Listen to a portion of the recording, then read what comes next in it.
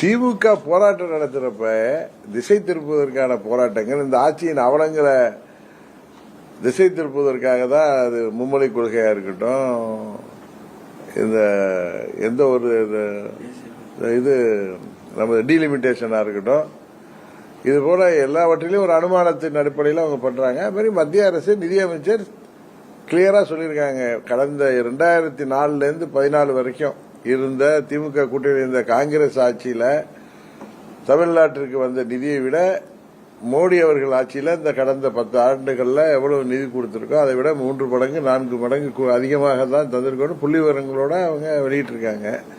அது மாதிரி இந்த ஒரு நாள் 100 நாள் வேலைவாய்ப்பு திட்டத்தில் எதனால ஏற்கனவே கொடுத்த ஃபண்ட் எல்லாம் என்ன பண்ணிருக்காங்கன்னு அன்னைக்கு கேள்வி கேட்டிருக்காங்க.